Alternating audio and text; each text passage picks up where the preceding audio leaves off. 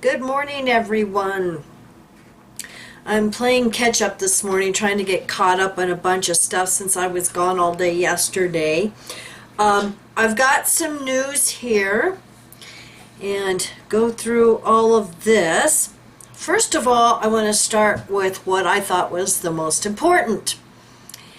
I want to thank our dear friend Atlantis very much for sending me the February reminders and announcements. I haven't gotten around to do a video. I've actually had this for a couple of weeks now. But thank you very much, because on the first page, printed copies of the Shepherd Book. In April 2020, a revised edition of the Shepherd Book will be made available for download by elders in a number of languages on jw.org in the PDF, JWPub, and EPUB formats. While elders are encouraged to make good use of electronic copies of the book, those needing printed copies may now inform their service overseer. When shipped, the printed books will be wrapped to ensure confidentiality and will be labeled for delivery to the coordinator of the body of elders. Now, I find this interesting because in January 2019, they got a new revised elders book. Then in October of 2019, 10 months later, they got another revised elders book. And now there's going to be another one in April of 2020. I find that interesting. You know, are they so busy trying to cover their backsides that they just can't keep up with all of this stuff? I don't know. Now, I also want to thank Atlantis for sending me this one. I have to translate it to English, so there may be some things off.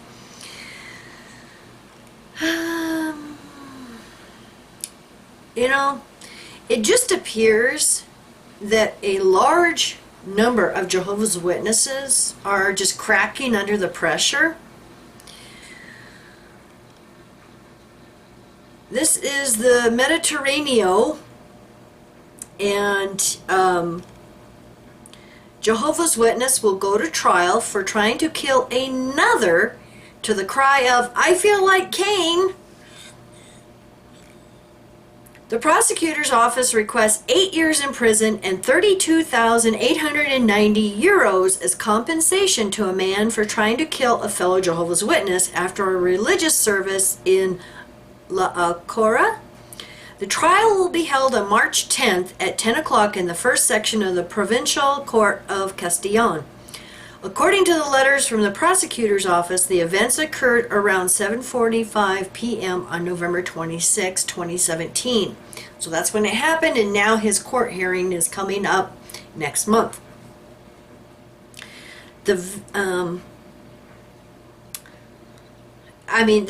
is just about as crazy as you can get. Upon leaving the center, the two affected went to one of them to change their clothes. Once there, they began to argue, and the alleged aggressor took out a knife from his clothes and tried to stick in the victim's chest, shouting, "Now I feel like Cain."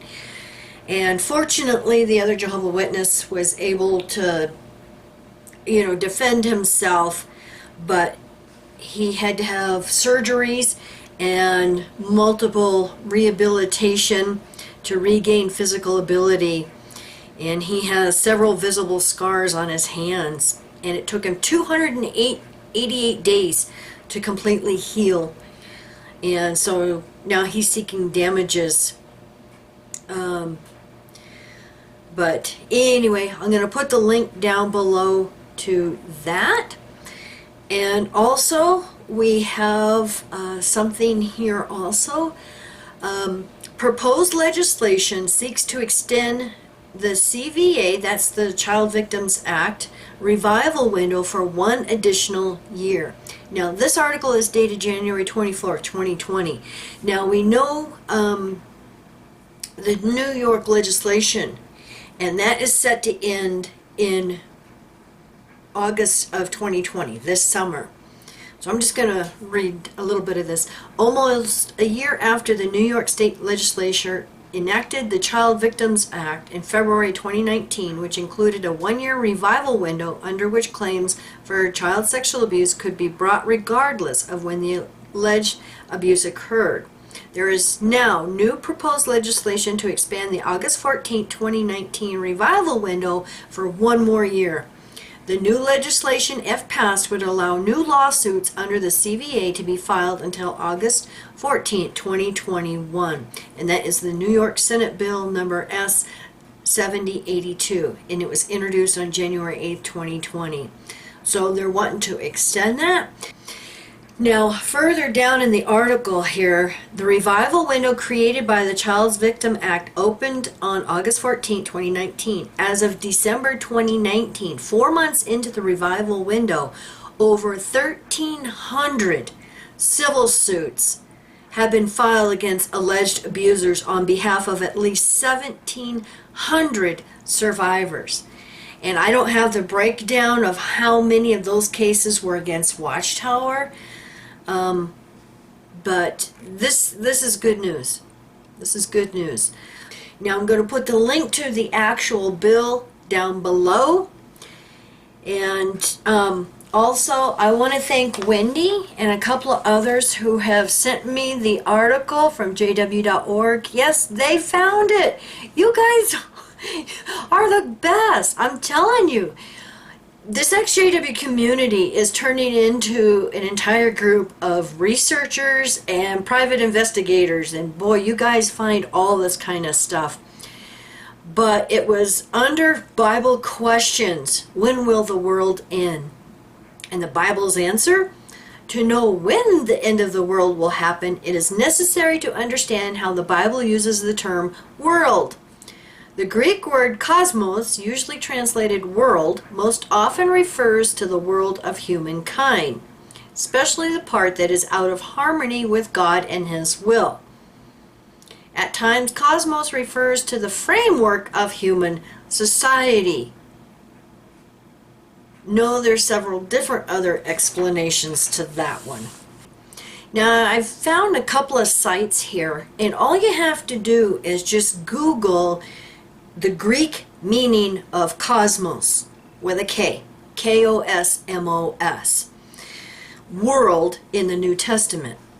The basic idea of the Greek word cosmos is order or arrangement, so the word may mean adornment, as in 1 Peter 3:3, outward adorning, and that's in the Revised Standard Version. The related verb kosmio means to arrange, to furnish, or to adorn, like in Matthew 23:29. 1 Peter 3:5, women used to make themselves beautiful. So there's a lot of words from this meaning, like the cosmios. That's where we get the word cosmetics. The noun cosmos occurs some 188 times in the New Testament, of which 104 are in the Gospel and the letters of John. Another 46 times the word appears in Paul's letters and so-called pastoral letters.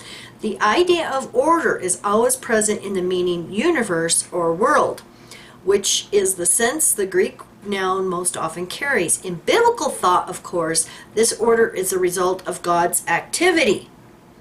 God created the universe as an orderly, harmonious system.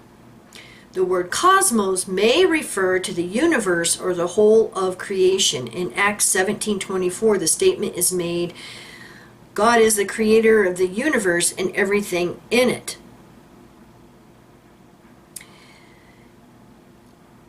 The thing is when we say cosmos today, we're talking about space, the universe. These are passages which speak of the creation or foundation or beginning of the cosmos. Now think about that definition that I just read. Now when you go to Bible study tools and put in that word cosmos, they have 8 different definitions. An apt and harmonious arrangement or constitution, order, government. Number 2, ornament, decoration, adornment. like I just said, that's where we get the word cosmetics. Cosmos is the base word. Arrangement of the stars, the heavenly host, as the ornament of the heavens in 1 Peter 3. Definition number 3, the world, the universe.